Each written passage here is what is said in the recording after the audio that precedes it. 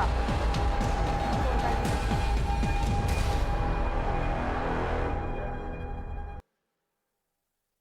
द्वारा member portal के माध्यम से उपलब्ध करा दी जाएगी। आपको ये भी सूचित किया जाता है कि माननीय वित्त मंत्री जी के बजट भाषण की प्रतियां हार्ड कॉपी के रूप में उपलब्ध कराई जाएगी। अतः बजट प्रस्तुत हो जाने के पश्चात सदस्य कृपया बजट भाषण की अपनी अपनी प्रति प्रकाशन फलक से ले सकते हैं। आइटम नंबर 1, माननीय मंत्री महोदय Shrimati Nirmala Sitharaman ji.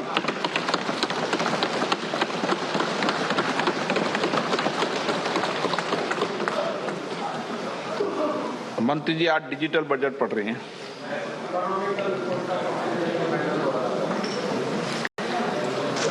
Honorable Speaker,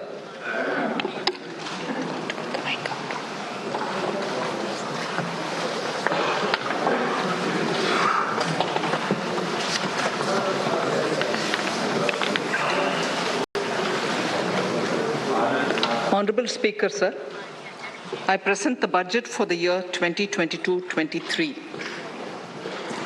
At the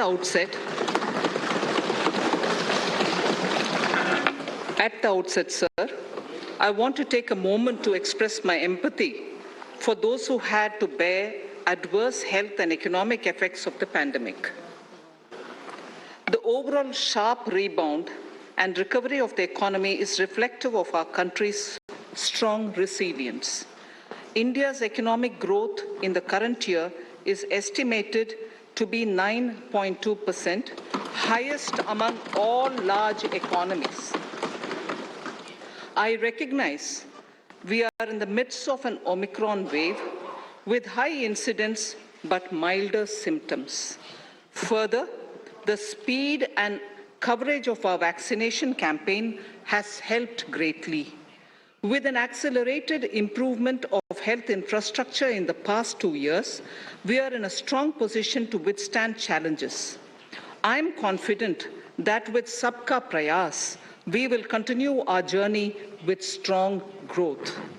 Honorable Speaker, we are marking Azadi Ka Amrit Mahotsav and have entered into Amrit Kal, the 25-year-long lead up to India at 100. Honorable Prime Minister, in his Independence Day address, had set out the vision for India at 100. By achieving certain goals during Amrit Kal, our government aims to attain this vision. They are complementing the macroeconomic level growth focus with a microeconomic level all-inclusive welfare focus, promoting digital economy and fintech, technology-enabled development, energy transition, and climate action, and relying on virtuous cycles starting from private investment with public capital investment, helping to crowd in private investment. Since 2014, our government's focus has been on empowerment of citizens, especially the poor and the marginalized. Measures have included programs that have provided housing, electricity, cooking gas, and access to water. We also have programs for ensuring financial inclusion and direct benefit transfers. We are committed to strengthening the abilities of the poor to tap all opportunities. Our government constantly strives to provide the necessary ecosystem for the middle classes, a vast and wide section which is populated across various middle-income brackets, to make use of the opportunities they so desire. This budget seeks to lay the foundation and give a blueprint to steer the economy over Amrit Kal of the next 25 years, from India at 75 to India at 100. It continues to build on the vision drawn in the budget of 21-22. Its fundamental tenets, which included transparency of financial statement and fiscal position, reflect the government's intent, strengths, and challenges. This continues to guide us. The initiatives of the last year's budget have seen significant progress and have been provided with adequate allocations in this budget as well. The strengthening of health infrastructure, speedy implementation of the vaccination program, and the nationwide resilient response to the current wave of the pandemic are evident for all. The productivity-linked incentive in 14 sectors for achieving the vision of Atmanirbhar Bharat has received excellent response, with potential to create 60 lakh new jobs and an additional production of 30 lakh crore during next 5 years. Towards implementation of the new public sector enterprise policy, the strategic transfer of ownership of Air India has been completed. The strategic partner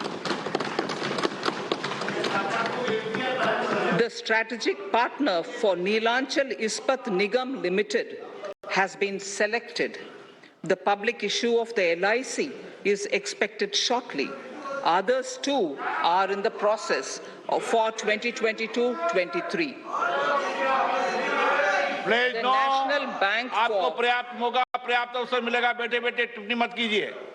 the National Bank for Infrastructure Development and National Asset Reconstruction Company have commenced their activities. Honorable Speaker, sir, Budget 2021-22 had provided a sharp increase in provision for public investment or capital expenditure. Throughout the year, with the Honorable Prime Minister guiding the implementation, our economic recovery is continuing to benefit from the multiplier effect.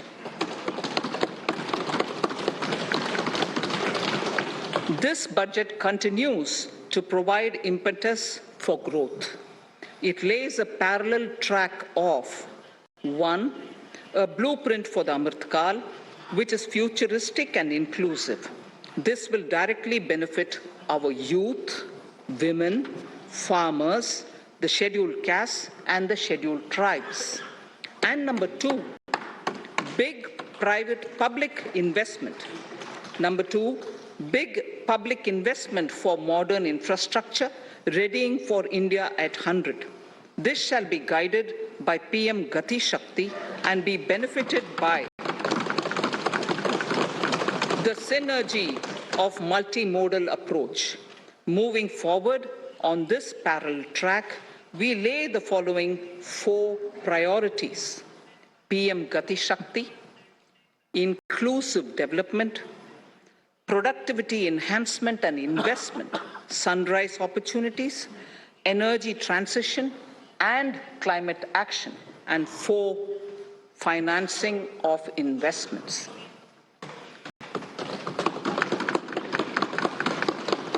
PM Gati Shakti. PM Gati Shakti is a transformative approach for economic growth and sustainable development. The approach is driven by 7 engines, namely roads, railways, airports, ports, mass transport, waterways, and logistics infrastructure. All 7 engines will pull forward the economy in unison. These engines are supported by the complementary roles of energy transmission, IT communication, bulk water and sewerage, and social infrastructure. Finally, the approach is powered by clean energy and Sabka Prayas. The efforts of the central government, the state governments, and the private sector together, leading to a huge job and entrepreneurial opportunities for all, especially the youth. PM Gati Shakti Master Plan, National Master Plan. The scope of PM Gati Shakti National Master Plan will encompass the 7 engines for economic transformation, seamless multimodal connectivity, and logistics efficiency. It will also include the infrastructure development by the state governments as per Gati Shakti Master Plan. The focus will be on planning, financing, including through innovative ways, use of technology, and speedier implementation. The projects pertaining to these 7 engines in the national infrastructure pipeline will be aligned with PM Gati Shakti framework. The touchstone of the master plan will be world-class modern infrastructure and logistics synergy among different modes of movement, both of people and goods, and location of projects. This will help raise the productivity and accelerate economic growth and development. Road transport. PM Gati Shakti Master Plan for expressways will be formulated in 22-23 to facilitate faster movement of people and goods. The National Highways network will be expanded by 25,000 kilometers in 2022-23. 20,000 crores of rupees will be mobilized through innovative ways of financing to complement the public resources. The data exchange among all mode operators will be brought on unified logistics interface platform designed for application programming interface. This will provide for efficient movement of goods through different modes, reducing logistics cost and time, assisting just-in-time inventory management, and in eliminating tedious documentation.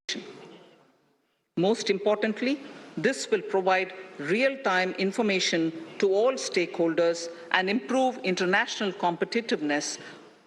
Open source mobility stack for organizing seamless travel of passengers will also be facilitated.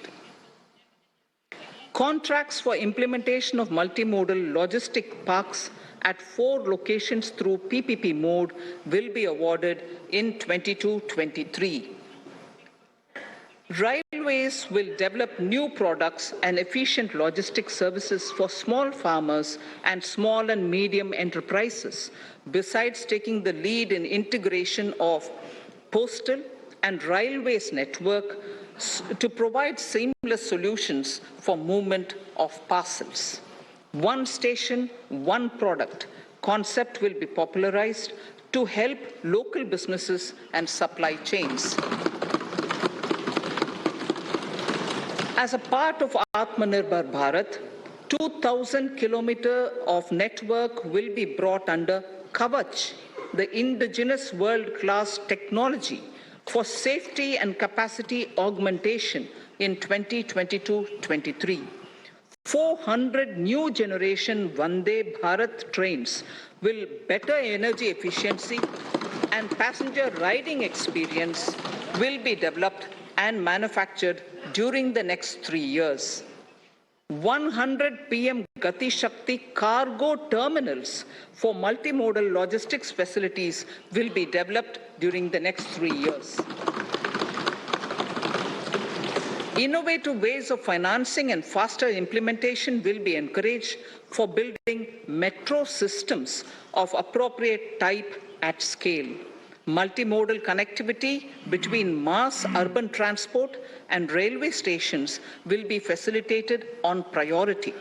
Design of metro systems, including civil structures, will be reoriented and standardized for Indian conditions and needs. Parvat Mala. As a preferred ecologically sustainable alternative to conventional roads in difficult hilly areas, National Ropeways Development Program will be taken up on PPP mode. The aim is to improve connectivity and convenience for commuters, besides promoting tourism. This may also cover congested urban areas where conventional mass transit system is not feasible. Contracts for 8 such ropeway projects for a length of 60 kilometers will be awarded in 22-23.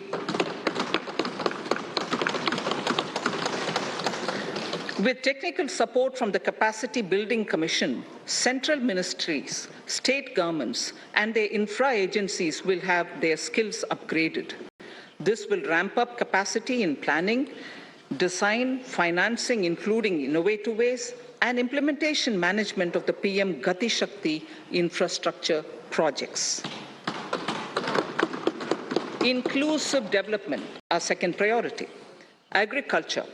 The procurement of wheat in Rabi 21-22 and the estimated procurement of paddy in Kharif 21-22 will cover 1,208 lakh metric tons of wheat and paddy from 163 lakh farmers and 2.37 lakh crores will be the direct payment of MSP value to their accounts. Chemical-free natural farming will be promoted throughout the country, with a focus on farmers' lands in 5-kilometer wide corridors along the river Ganga at the first stage. 2023 has been announced as the International Year of Millets. Support will be provided for post-harvest value addition, enhancing domestic consumption, and for branding millet products nationally and internationally. To reduce our dependence on import of oil seeds, a rationalized and comprehensive scheme to increase domestic production of oil seeds will be implemented. For delivery of digital and high-tech services to farmers, with involvement of public sector research and extension institutions, along with private agri-tech players and stakeholders of agri-value chains, a scheme in PPP mode will be launched.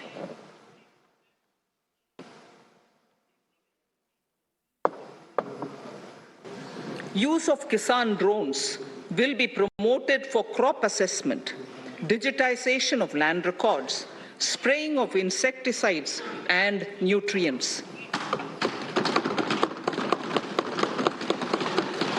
States will be encouraged to revise syllabi of agricultural universities to meet the needs of natural, zero budget, and organic farming, modern day agriculture, value addition, and management. A fund with blended capital raised under the co-investment model will be facilitated through the NABARD. This is to finance startups for agriculture and rural enterprise relevant for farm produce value chain. The activities of these startups will include inter alia, support for FPOs, machinery for farmers on rental basis at farm level, and technology including IT-based support. The implementation of the Ken-Betwa link project at an estimated cost of 44,605 crores will be taken up. This is aimed at providing irrigation benefits to 9.0 lakh hectare of farmers' lands, drinking water supply to 62 lakh people, 103 megawatt of hydro, 27 megawatt of solar power, allocations of 4,300 crores of rupees in the RE 21-22 and 1,400 crores of rupees in 22-23 have been made for this project. Honorable Speaker, sir, draft DPRs for 5 river links, namely Daman-Ganga Pinjal, Par-Tapi Narmada, Godavari Krishna, Krishna Pennar, and Pennar Kaveri have been finalized. Once a consensus is reached among the beneficiary states, the Centre will provide support for their implementation. For farmers to adopt suitable varieties of fruits and vegetables and to use appropriate production and harvesting techniques, our government will provide a comprehensive package with participation of state governments. MSMEs, Udyam, eShram, NCS and ASEEM portals will be interlinked. Their scope will be widened. They will now perform as portals with live organic databases, providing G2C, B2C, and B2B services. These services will relate to credit facilitation, skilling, and recruitment with an aim to further formalize the economy and enhance entrepreneurial opportunities for all. Emergency Credit Line Guarantee Scheme has provided the much-needed additional credit to more than 130 lakh MSMEs. This has helped them mitigate the adverse impact of the pandemic. The hospitality and related services, especially those by micro and small enterprises, are yet to regain their pre-pandemic level of business. Considering these aspects, the ECLGS will be extended up to March 2023, and its guarantee cover will be expanded by 50,000 crores of rupees to total cover of 5 lakh crores.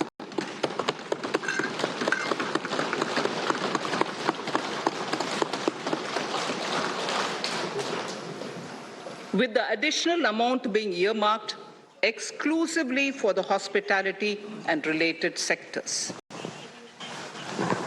Credit Guarantee Trust for Micro and Small Enterprises, CGT-MSE, scheme will be revamped with required infusion of funds.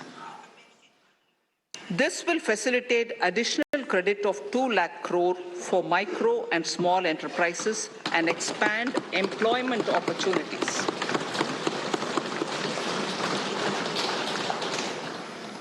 Raising and accelerating MSME performance, RAMP program will outlay of 6,000 crore over 5 years will be rolled out. This will help MSME sector become more resilient, competitive, and efficient.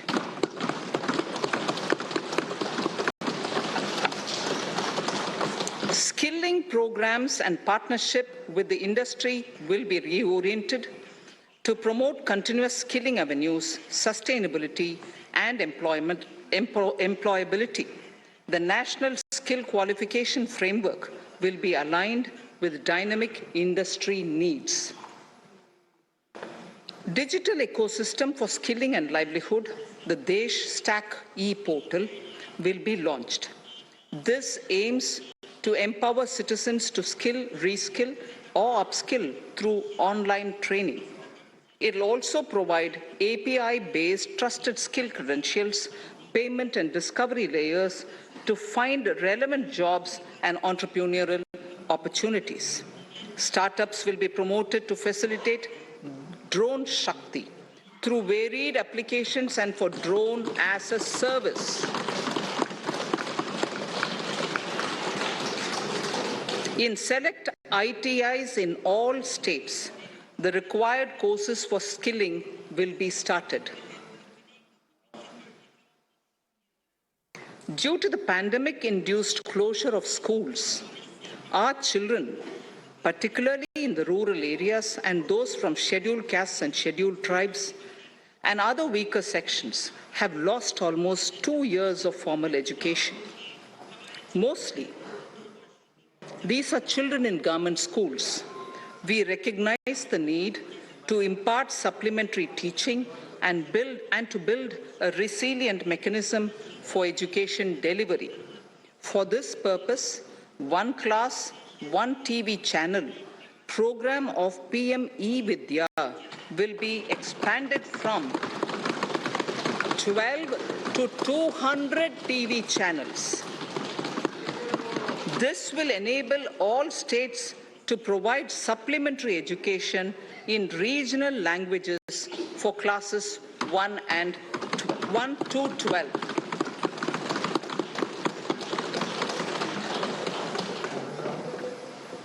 High-quality e-content in all spoken languages will be developed for delivery via internet, mobile phones, TV, and through radio and digital teachers. A competitive mechanism for development of quality e-content by the teachers will be set up to empower and equip them with digital tools of teaching and facilitate better learning outcomes. A digital university will be established to provide access to students across the country for world-class quality universal education with personalized learning experience at their doorsteps. This will be made available in different Indian languages and ICT formats. The university will be built on a networked hub and spoke model, with the hub building cutting-edge ICT expertise. The best public universities and institutions in the country will collaborate as a network of hub and spoke. An open platform for the national digital health ecosystem will be rolled out. It will consist of digital registries of health providers and health facilities, unique health identity, consent framework, and universal access to health facilities. The pandemic has accentuated mental health problems in people of all ages.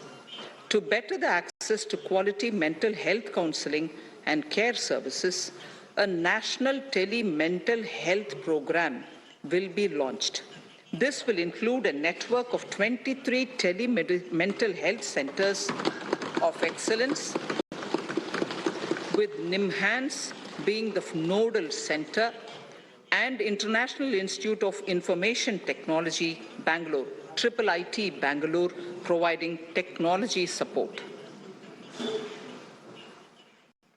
Recognizing the importance of Nari Shakti as the harbinger of our bright future and for women-led development, during the Amrit Kal, our government has comprehensively revamped the schemes of the Ministry of Women and Child Development.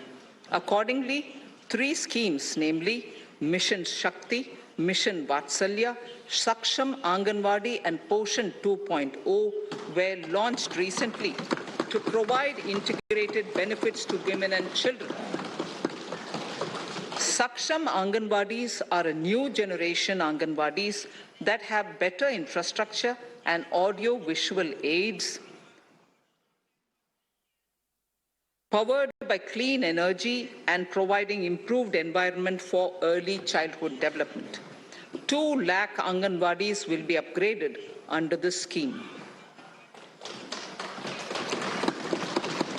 Current coverage of Har Ghar Nal Se Jal is 8.7 crores. Of this, 5.5 crore households were provided tap water in last 2 years itself.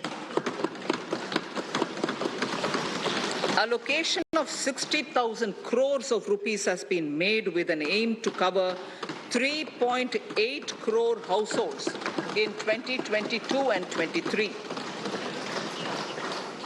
In 22-23, 80 lakh houses will be completed for the identified eligible beneficiaries of the PM Awas Yojana, both rural and urban. 48,000 crores is allotted for this purpose.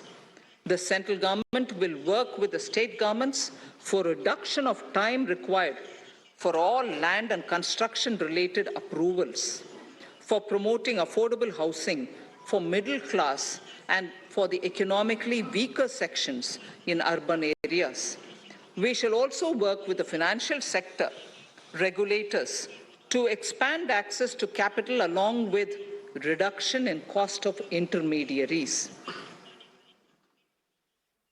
A new scheme, Prime Minister's Development Initiative for the Northeast, will be implemented through the Northeastern Council. It will fund infrastructure in the spirit of PM Gati Shakti and social development projects based on felt needs of the Northeast. This will enable livelihood activities for youth and women, filling the gaps in various sectors. It will not be a substitute for existing central or state schemes. While the central ministries may also post their candidate projects, priority will be given to those posted by the states. An initial allocation of 1,500 crores of rupees will be made, and the initial list of projects is given in Annexure 1 of my speech. Our vision to improve the quality of life of citizens in the most backward districts of the country through aspirational districts program has been translated into reality in a very short span of time. 95% of those 112 districts have made significant progress in key sectors such as health, nutrition, financial inclusion, and basic infrastructure. They have surpassed even some of the state average values.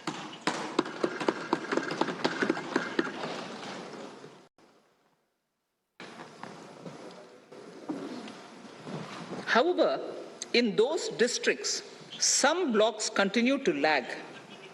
In 22-23, the program will focus on such blocks in those districts.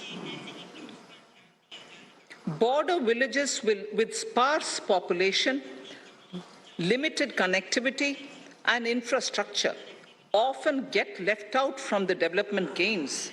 Such villages on the northern border will be covered under a new Vibrant Villages program.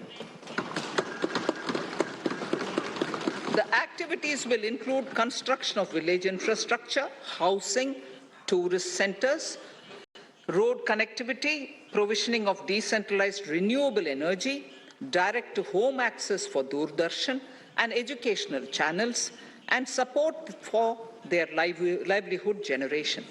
Additional funding for these activities will be provided. Existing schemes will be converged. We will define their outcomes and monitor them on a constant basis.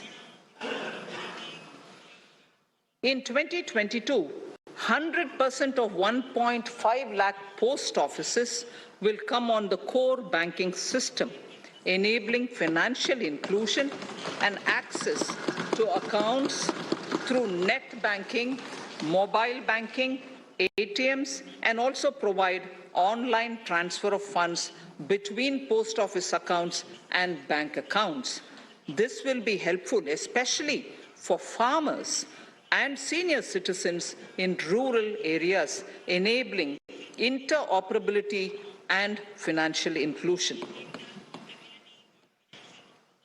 Honorable Speaker, sir, in recent years, digital banking, digital payments, and fintech innovations have grown at a rapid pace in the country.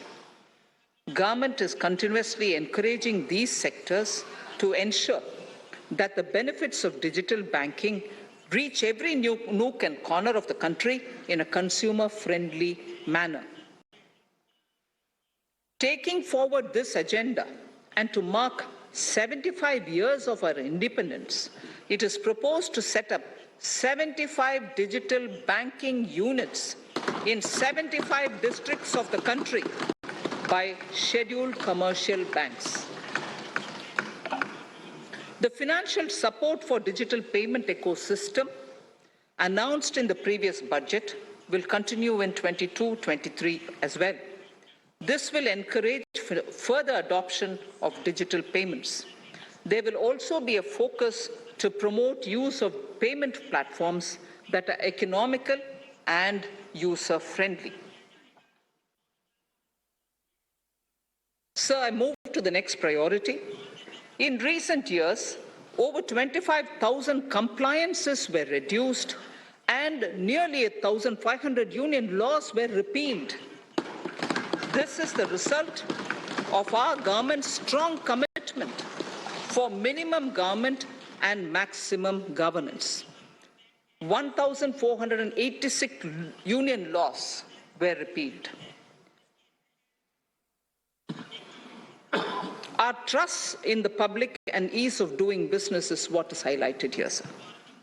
For the Amrit Kal, the next phase of ease of doing business 2.0 and ease of living will be launched.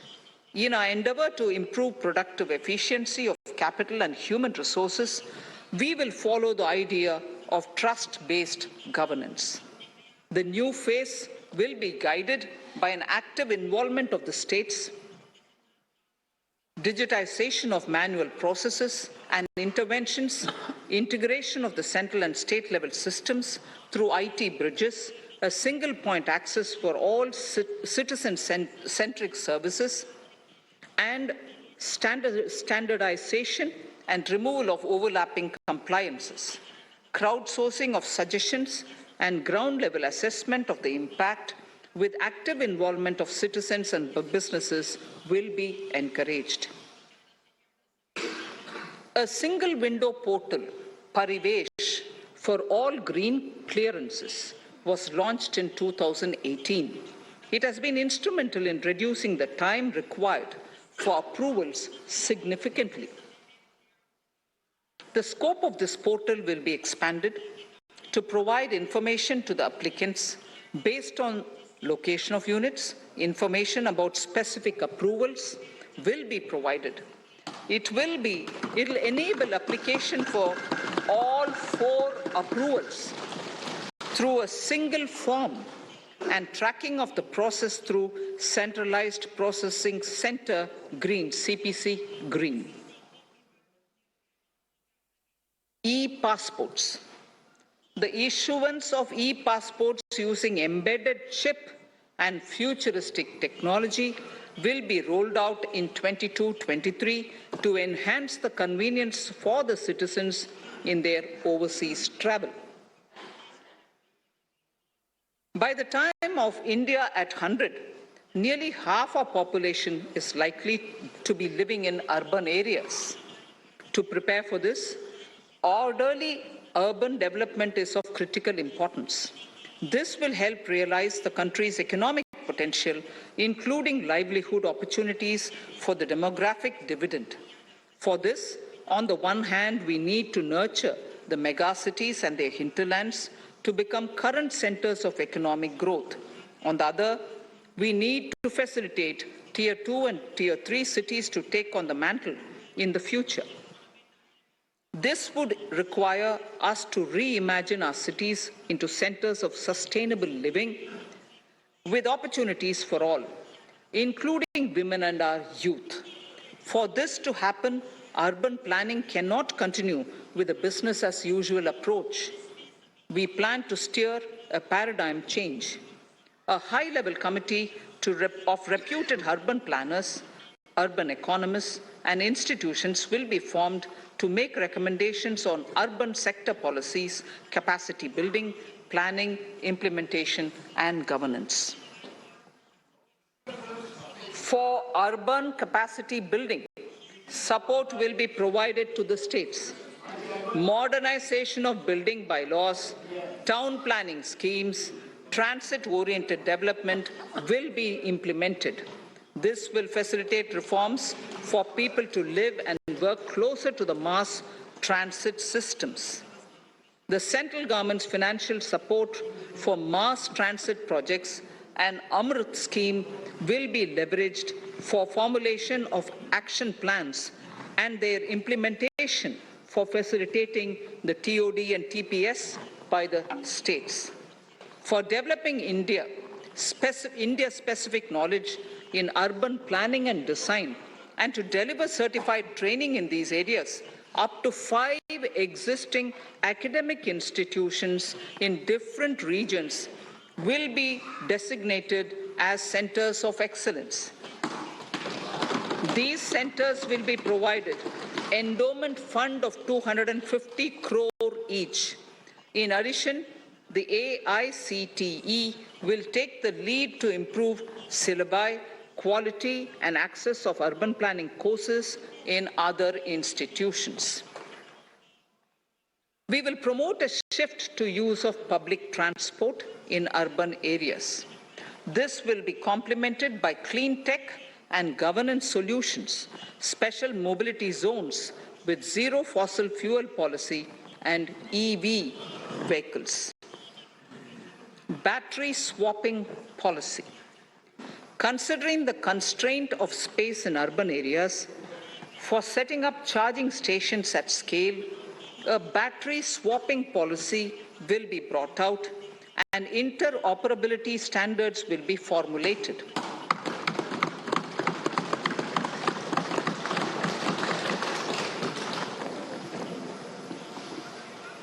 The private sector will be encouraged to develop sustainable and innovative business models for battery or energy as a service This will improve efficiency in the EV ecosystem.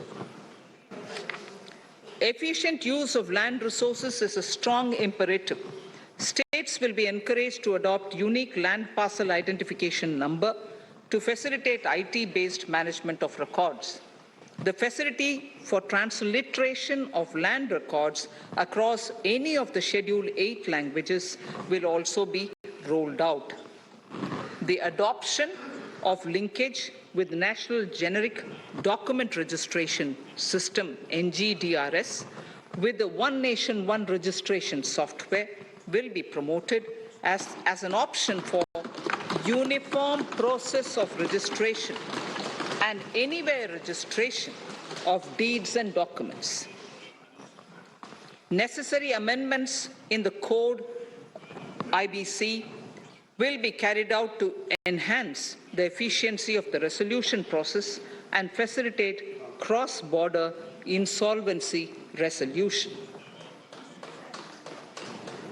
Accelerated corporate exit. Several IT-based systems have been established for accelerated registration of new companies. Now the Center for Processing Accelerated Corporate Exit, CPACE, will process re-engineering, will be established to facilitate and speed up the voluntary winding up of these companies from the currently required 2 years to less than 6 months. Government procurement. Government rules have recently been modernized for the needs of Amrit Kal. The new rules have benefited from the inputs from various stakeholders. The modernized rules allow use of transparent quality criteria besides cost and evaluation of complex tenders. Provisions have been made for payment of 75% of running bills mandatorily within 10 days and for encouraging settlements of disputes through conciliation. As a further step to enhance transparency and to reduce delays in payments, a completely paperless, end-to-end online e-bill system will be launched for use by all central ministries for their procurements. The system will enable the suppliers and contractors to submit online their digitally signed bills and claims and track their status from anywhere. To reduce indirect cost for suppliers and work contractors, the use of surety bonds as a substitute for bank guarantee will be made acceptable in government procurements. Business such as gold imports may also find this useful. IRDAI, insurance regulator, has given the framework for issue of surety bonds by insurance companies. AVGC Promotion Task Force. The animation, visual effects, gaming, and comic, the AVGC sector, offers immense potential to employ youth. An AVGC Promotion Task Force with all stakeholders will be set up to recommend ways to realize this and build domestic capacity for serving our markets and the global demand. Telecom sector. Telecommunications in general and 5G technology in particular can enable growth and offer job opportunities. Required spectrum auctions will be conducted in 2022 to facilitate rollout of 5G mobile services within 2022-23 by private telecom providers. A scheme for design-led manufacturing will be launched to build a strong ecosystem for 5G as part of the production-linked incentive scheme. To enable affordable broadband and mobile service proliferation in rural and remote areas, 5% of annual collections under the Universal Service Obligation Fund will be allocated. This will provide and this will promote R&D and commercialization of technologies and solutions. Our vision is that all villages and their residents should have the same access to e-services, communication facilities, and digital resources as urban areas and their residents. The contracts for laying optical fiber in all villages, including remote areas, will be awarded under the BharatNet project through PPP in 22 and 23. Completion is expected in 2025. Measures will be taken to enable better and more efficient use of the optical fiber. Export promotion.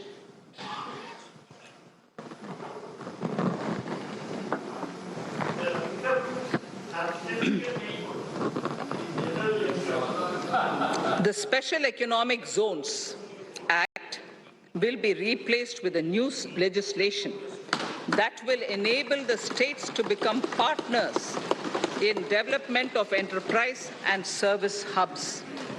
This will cover all large existing and new industrial enclaves to optimally utilize available infrastructure and enhance competitiveness of exports. Atmanirbharta in defense. Our government is committed to reducing imports and promoting Atmanirbharta in equipment for the armed forces. 68% of the capital procurement budget will be earmarked for domestic industry in 22-23, up from 58% in 21-22. Defense R&D will be opened up for industry, startups, and academia, with 25% of defense R&D budget earmarked. Private industry will be encouraged to take up design and development of military platforms and equipment in collaboration with DRDO and other organizations through SPV model. An independent nodal umbrella body will be set up for meeting wide-ranging testing and certification requirements. Artificial intelligence, geospatial systems and drones, semiconductor and its ecosystem, space economy, genomics and pharmaceuticals, green energy and clean mobility systems have immense potential to assist sustainable development at scale and modernize the country. They provide employment opportunities for our youth and make Indian industry more efficient and competitive. Supportive policies, light touch regulations, facilitative actions to build domestic capacities and promotion of research and development will guide the government's approach. For R&D in the sunrise opportunities, in addition to efforts of collaboration among academia, industry, and public institutions, government contribution will be provided. Energy transition and climate change. The risks of climate change are the strongest negative externalities that affect India and other countries. As Honorable Prime Minister said at the COP26 summit in Glasgow last November, and I quote, "What is needed today is mindful and deliberate utilization instead of mindless, destructive consumption," unquote. The low-carbon development strategy, as enunciated in the Panchamrit that he announced is an important reflection of our government's strong commitment towards sustainable development. The strategy opens up huge employment opportunities and will take the country on a sustainable development path. This budget proposes several near-term and long-term actions accordingly. solar power. To facilitate domestic manufacturing for the ambitious goal of 280 gigawatts of installed solar capacity by 2030, an additional allocation of 19,500 crores for PLI, production-linked incentive, for manufacturing of high-efficiency modules with priority to fully integrate manufacturing units from polysilicon to solar PV modules will be made. Honorable Speaker, sir, the circular economy transition is expected to help in productivity enhancement as well as creating large opportunities for new businesses and jobs. The action plans for 10 sectors such as electronic waste, end-of-life vehicles, used oil waste, toxic and hazardous industrial waste are already ready. The focus will now be on addressing important cross-cutting issues of infrastructure, reverse logistics, technology upgradation, and integration with informal sector. This will be supported by active public policies covering regulations, extended producers' responsibilities, framework, and innovation facilities. 5 to 7% biomass pellets will be co-fired in thermal power plants, resulting in carbon dioxide savings of 38 MMT annually. This will also provide extra income to farmers and job opportunities to locals and help avoid stubble burning in agricultural fields. Saving energy is an important aspect of the energy management. Hence, energy efficiency and savings measures will be promoted. This will be done in large commercial buildings through the energy service company business model. It will facilitate capacity building and awareness for energy audits, performance contracts, and common measurement of and verification protocol. 4 pilot projects for coal gasification and conversion of coal into chemicals required for the industry will be set up to evolve technical and financial viability. The policies and required legislative changes to promote agroforestry and private forestry will be brought in. In addition, financial support will be provided to farmers belonging to scheduled castes and scheduled tribes who want to take up agroforestry. Honorable Speaker, I now move to the 4th priority, financing of investments. Capital investment holds the key to speedy and sustainable economic revival and consolidation through its multiplier effect. Capital investment also helps in creating employment opportunities, induced enhanced demand for manufactured input from large industries and MSMEs, services from professionals, and help farmers through better agri-infrastructure. The economy has shown strong resilience to come out of the effects of the pandemic with high growth.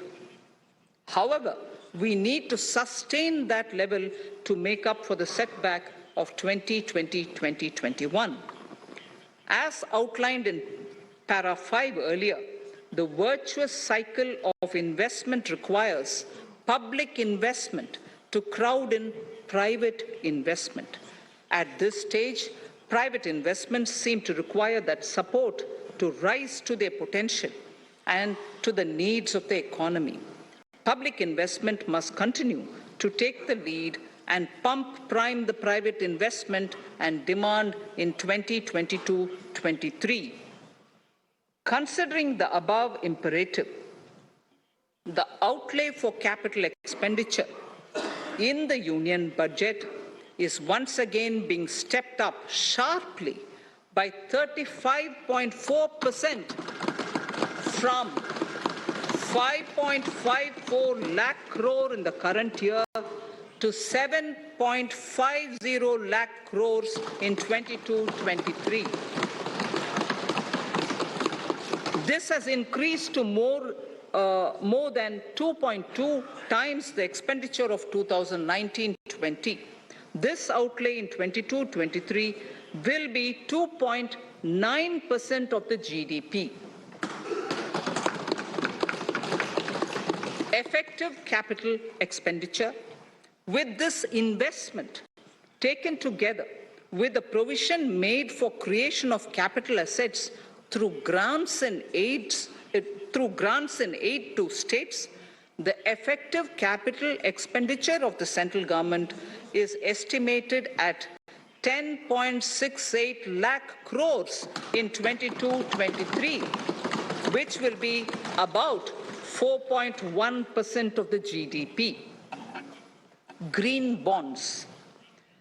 As a part of the government's overall market borrowings in 22-23, sovereign green bonds will be issued for mobilizing resources for green infrastructure.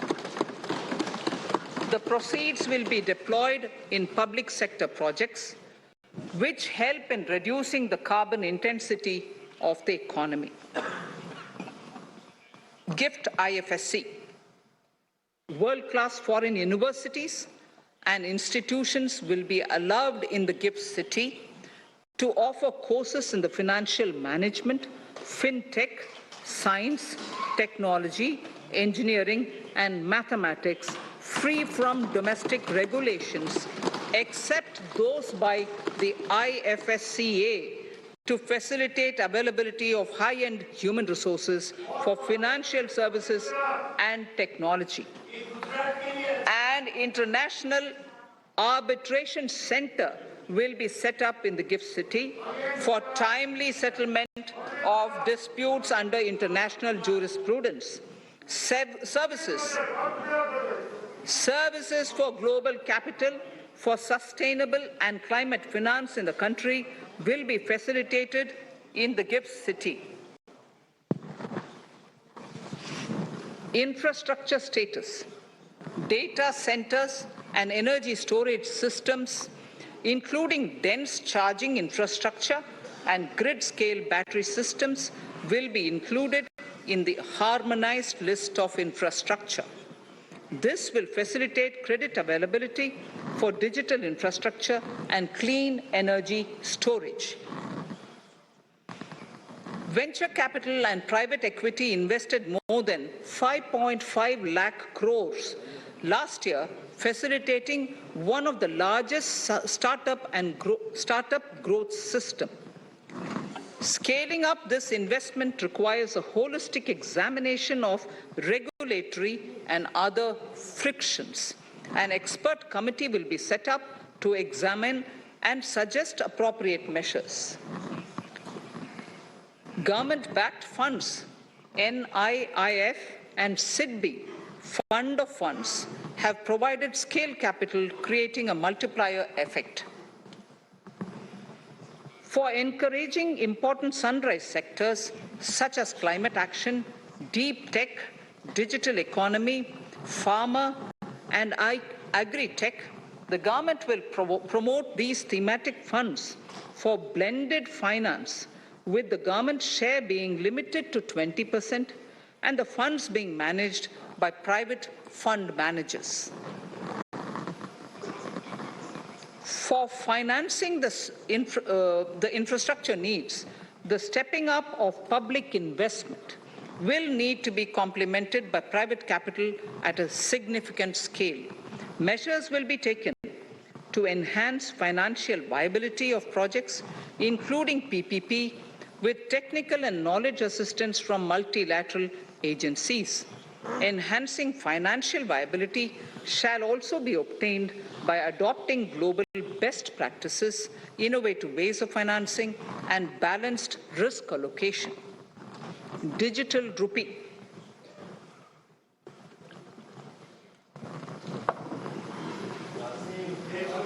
Introduction of a central bank digital currency will give a big boost to digital economy. Digital currency will also lead to a more efficient and cheaper currency management system. It is therefore proposed to introduce digital rupee using blockchain and other technologies to be issued by the Reserve Bank of India starting 2022 and 23. Financial assistance to states for capital investment.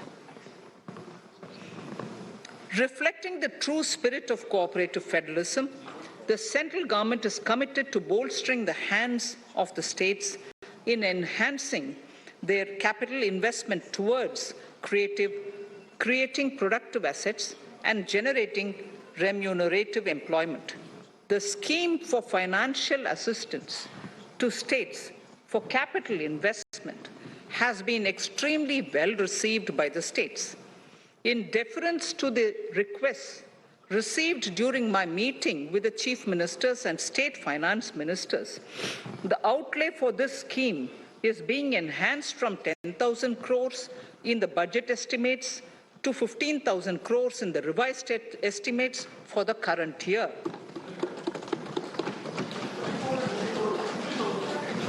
For 22-23,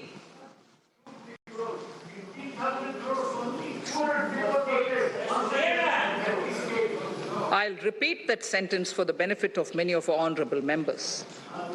In deference to the requests received during my meeting with chief ministers and state finance ministers, the outlay for this scheme is being enhanced from 10,000 crores in the BE to 15,000 crores, 15,000 crores in the RE of the current year.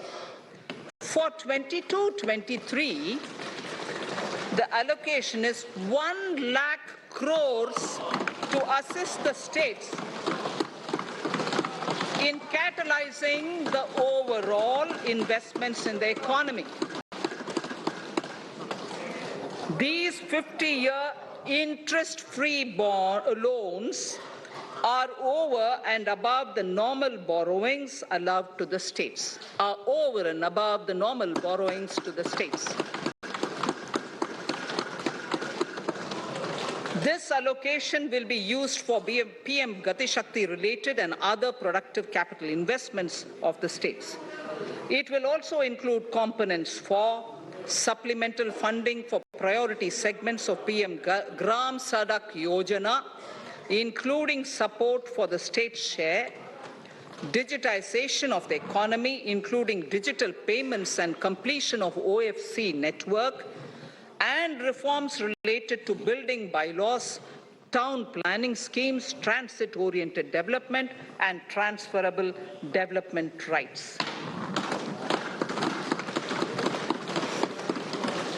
In 22-23, in accordance with the recommendations of the 15th Finance Commission, the states will be allowed a fiscal deficit of 4% of the GSDP, of which 0.5% will be tied to power sector reforms, for which the conditions have already been communicated in 21-22. Fiscal management. As against a total expenditure of 34.83 lakh crores of rupees projected in the BE 21-22, the revised estimate is 37.70 lakh crores. The revised estimate of capital expenditure is 6.3 lakh crores of rupees. This includes an amount of 51,971 crores towards settlement of outstanding guaranteed liabilities of Air India and its other sundry commitments. Coming to the budget estimates, Honorable Speaker, sir, the total expenditure in 22-23 is estimated at 39.45 lakh crores, while the total receipts other than borrowings are estimated at 22.84 lakh crores of rupees.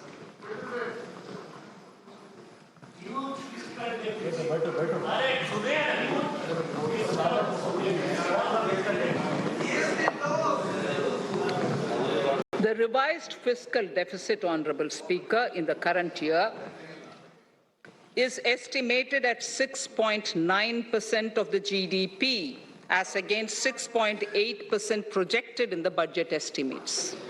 The fiscal deficit in 22-23 is estimated at 6.4% of the GDP, which is consistent with the broad path of the fiscal consolidation announced by me last year to reach a fiscal deficit level below 4.5% by 25-26. While setting the fiscal deficit level in 22-23, I am conscious of the need to nurture growth through public investment to become stronger and sustainable. I will now move to part B of my speech.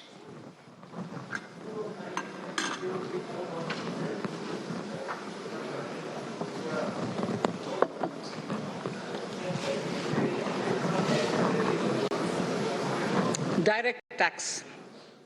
Honorable Speaker, sir, I take this opportunity to thank all the taxpayers of our country who have contributed immensely and strengthened the hands of the government in helping their fellow citizens in this hour of need.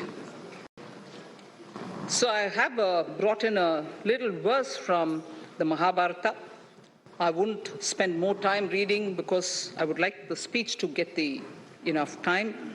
However, the substance of it is the king must make arrangements for yoga kshema, which is the welfare of the populace, by way of abandoning any laxity and by governing the state in line with dharma, along with collecting taxes which are in consonance with dharma.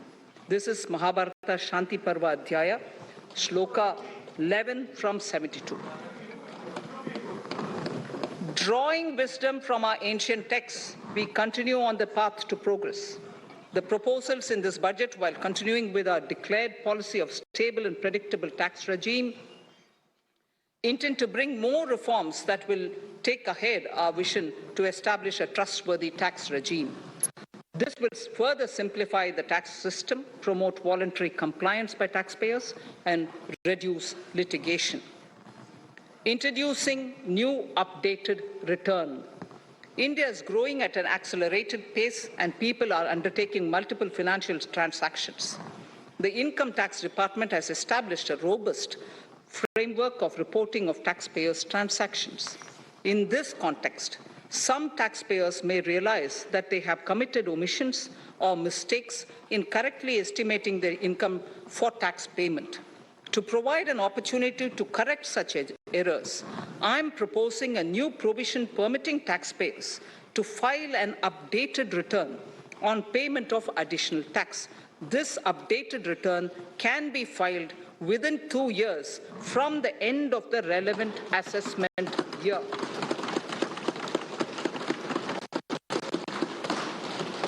Honorable Speaker, sir, presently, if the department finds out that some income has been missed out by an assessee, it goes through a lengthy process of adjudication.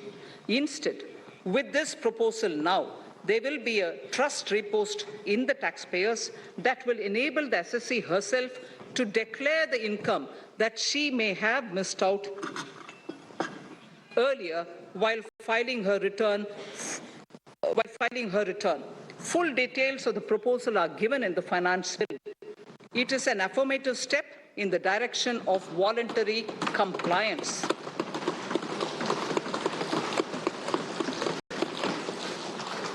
Reduced alternative minimum tax rate and surcharge for cooperatives. Currently, cooperative societies are required to pay alternate minimum tax at the rate of 18 and 1.5%. However, companies pay the same rate, the same, which is the alternate minimum tax, at the rate of 15%. To provide a level playing field between cooperative societies and companies, I propose to reduce this rate for the cooperative societies also to 15%. Honorable Speaker, sir, I also propose to reduce the surcharge on cooperative societies from the present 12% to 7% for those having total income of more than 1 crore and up to 10 crores. This would help in enhancing income of cooperative societies and its members who are mostly from the rural and from farming communities. Tax relief to persons with disability. The parent or guardian of a differently abled person can take an insurance scheme for such person. The present law provides for deduction to the parent or guardian only if the lump sum payment or annuity is available to the differently abled person on the death of the subscriber, that is the parent or the guardian. There could be situations where the differently abled dependent may need payment of annuity or lump sum amount even during the lifetime of their parent or guardian. I propose thus to allow the payment of annuity and lump sum amount to the differently abled dependent during the lifetime of the parent and guardians, that is parent or guardians, attaining the age of 60 years. Parity between employees of the state and central governments. At present, the central government contributes 14% of the salary of its employee to the National Pension System, NPS, Tier 1. This is allowed as a deduction in computing the income of the employee. However, such deduction is allowed only to the extent of 10% of the salary in case of employees of the state governments. To provide equal treatment to both central and state government employees, I propose to increase the tax deduction limit from 10% to 14% on employers' contribution to the MPS account of state government employees as well. This would help in enhancing the social security benefits of the state government employees and bring them at par with central government employees. Incentives for startups. Startups have emerged as drivers of growth for our economy. Over the past few years, the country has seen a manifold increase in successful startups. Eligible startups established before 31/3/2022 had been provided a tax incentive for 3 consecutive years out of the 10 years from incorporation. In view of the COVID pandemic, I propose to extend the period of incorporation of the eligible startup by 1 more year, that is up to 31/3/2023, for providing such tax incentives.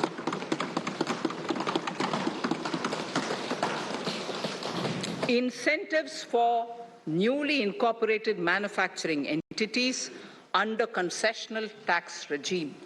In an effort to establish a global competitive business environment for certain domestic companies, a concessional tax regime of 15% was introduced by our government for newly incorporated domestic manufacturing companies.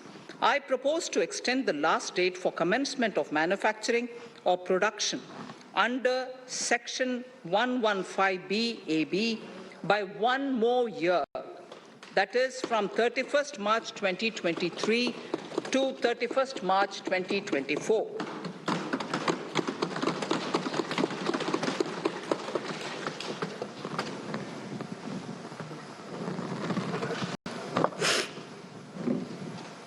Scheme for taxation of virtual digital assets.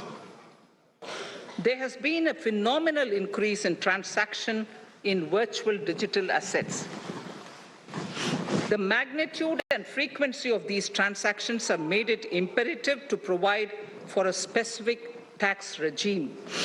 Accordingly, for the taxation of virtual digital assets, I propose to provide that any income from transfer of any virtual digital asset shall be taxed at the rate of 30%, 30%. No deduction in respect of any expenditure or allowance shall be allowed while computing such income except cost of acquisition. Further, loss from transfer of virtual digital asset cannot be set off against any other income. Further, in order to capture the transaction details, I also propose to provide for TDS on payment made in relation to transfer of virtual digital asset at the rate of 1% of such consideration above a monetary threshold. Gift of virtual digital asset is also proposed to be taxed in the hands of the recipient.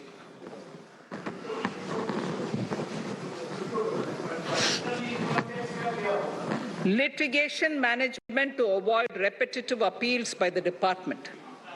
It has been observed that a lot of time and resources are consumed in filing of appeals which involve identical issues.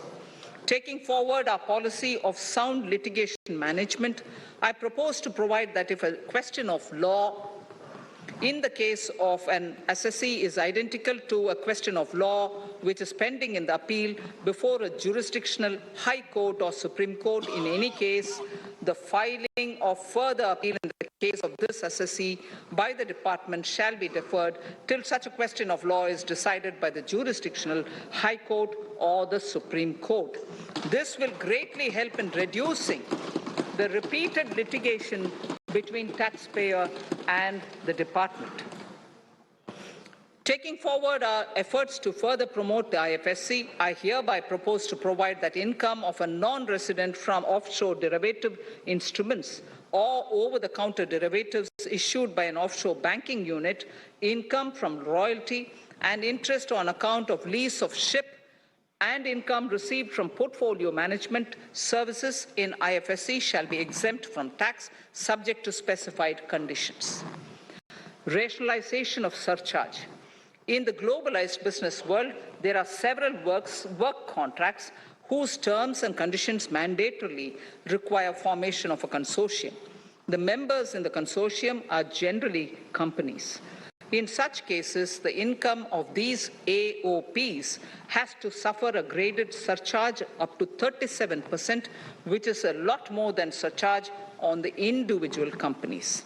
Accordingly, I propose to cap the surcharge of these AOPs at 15%. Further, the long-term capital gains on listed equity shares, units, etc., are liable to maximum surcharge of 15%, while other long-term capital gains are subjected to a graded surcharge, which goes up to 37%. I propose to cap the surcharge on long-term capital gains arising on transfer of any type of assets at 15%. This step will give a boost to startup community, and along with my proposal on the extended tax benefits to manufacturing companies and startups, reaffirms our commitment to Atmanirbhar Bharat. Clarification in relation to health and education cess as business expenditure. The income tax is not an allowable expenditure for computation of business income. This includes tax as well as surcharges. The health and education cess is imposed as an additional surcharge on the taxpayer for funding specific government welfare programs. However, some courts have allowed health and education cess as business expenditure, which is against the legislative intent. To reiterate the legislative intent, I propose to clarify that any surcharge or cess on income and profits is not allowable as business expenditure. Deterrence against tax evasion. Honourable Speaker, sir, presently there is ambiguity regarding set-off of brought forward loss against undisclosed income detected in search operations. It has been observed that in many cases where undisclosed income or suppression of sales, etc., is detected, payment of tax is avoided by setting off of losses. In order to bring certainty and to increase deterrence among tax evaders, I propose to provide that no set-off of any loss shall be allowed against undisclosed income detected during search and survey operations.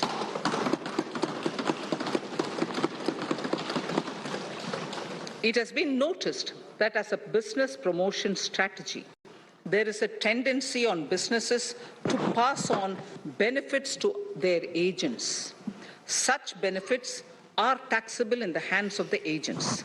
In order to track such transactions, I propose to provide for tax deduction by the person giving benefits if the aggregate value of such benefits exceeds 20,000 rupees during the financial year.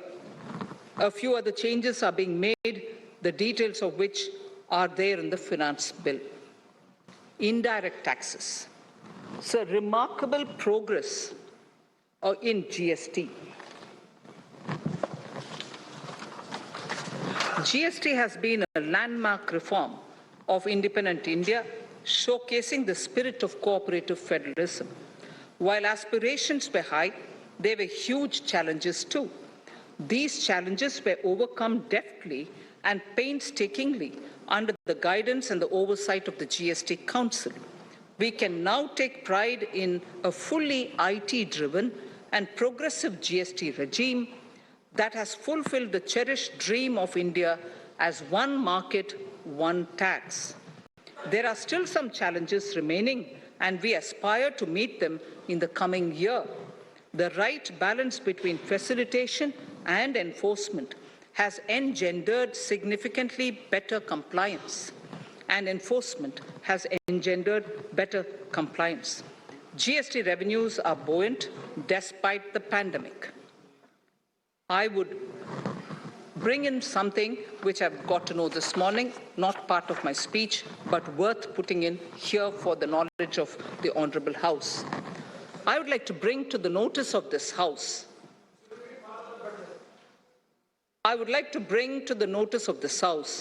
that the gross GST collections for the month of January 22 are rupees 1,40,986 crores, which is the highest since the inception of GST. This has been possible due to rapid economic growth, recovery, post-COVID,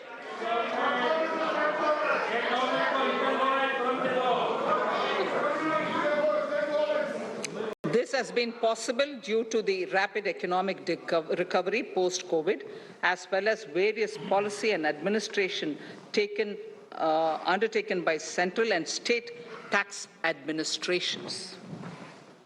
Taxpayers deserve applause for this growth.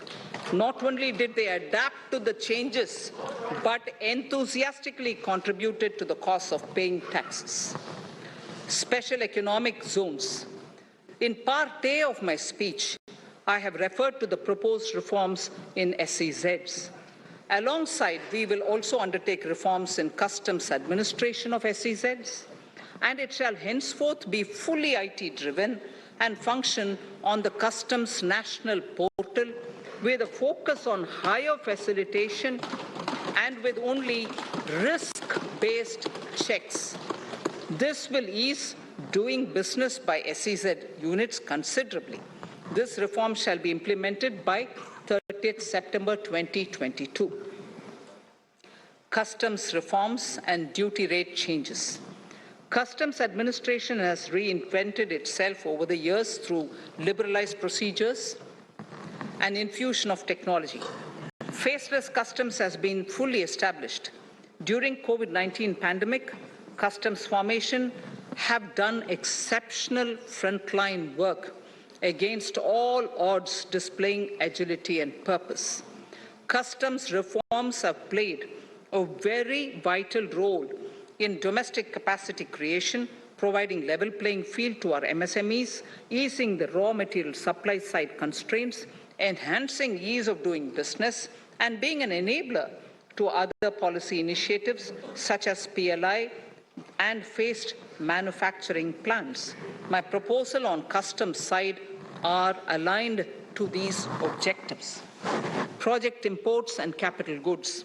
National Capital Goods Policy 2016 aims at doubling the production of capital goods by 2025.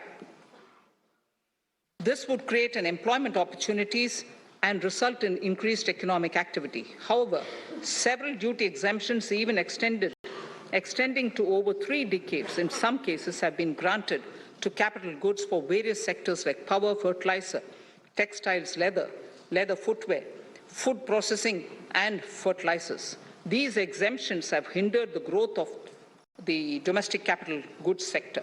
Similarly, project import duty concessions have also deprived the local producers of a level playing field in areas like coal mining projects, power generation, transmission or distribution projects, railway and metro projects.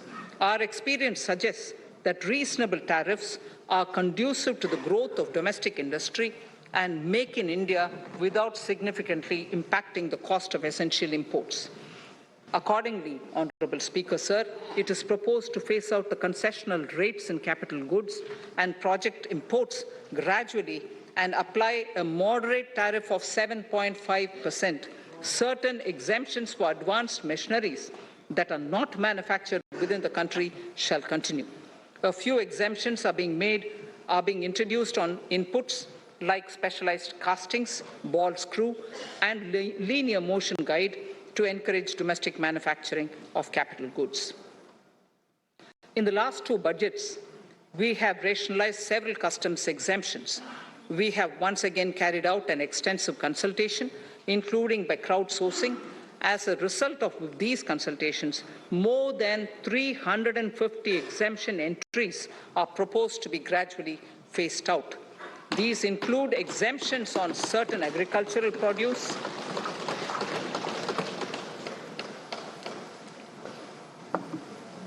chemicals, fabrics, medical devices and drugs, and medicines for which sufficient domestic capacity exists. Further, as a simplification measure, several concessional rates are being incorporated in the customs tariff schedule itself instead of prescribing them through various notifications. This comprehensive review will simplify the customs rate and tariff structure, particularly for sectors like chemicals, textiles, and metals, and minimize disputes. Removal of exemption on items which are or can be manufactured in India and providing concessional duties on raw material that go into manufacturing of intermediate products will go many a step forward in achieving our objective of Make in India and Atmanirbhar Bharat.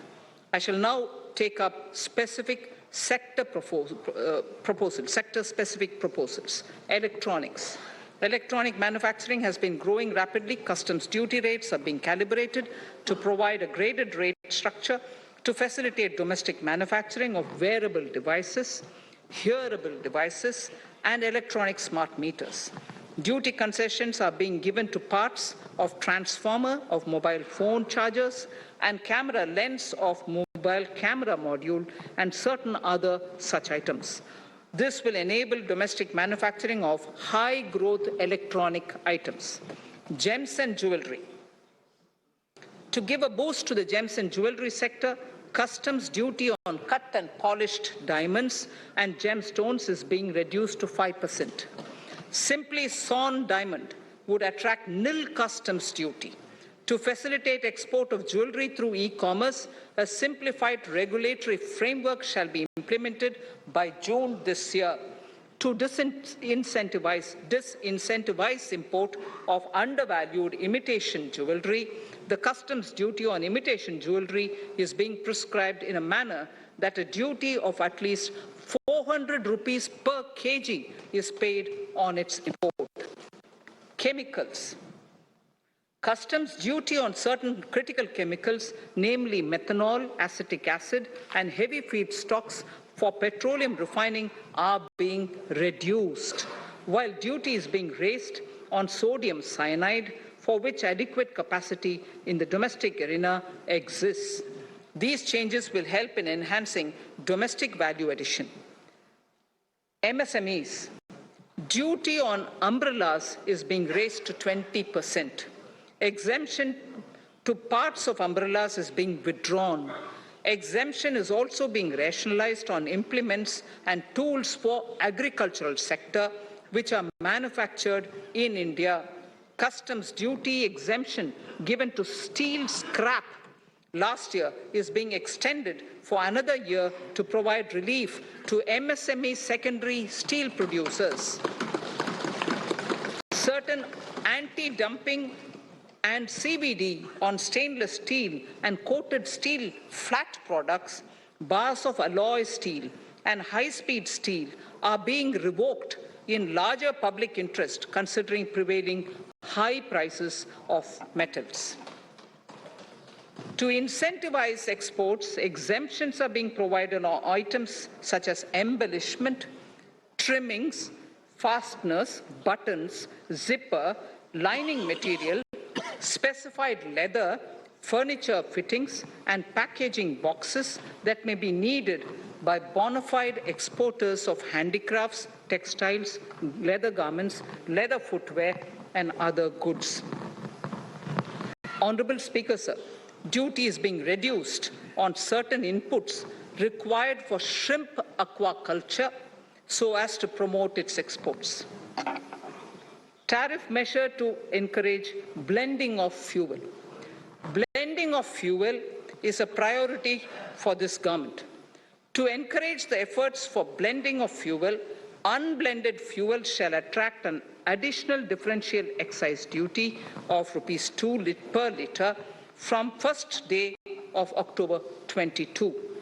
A few other changes are being made in duty rates, customs, tariff and customs law, the details of which are there in the finance bill. Mr. Speaker, sir, with these words, I commend the budget to this august House. Thank you. Item number 2, Srimati Nirmala Sitharaman ji.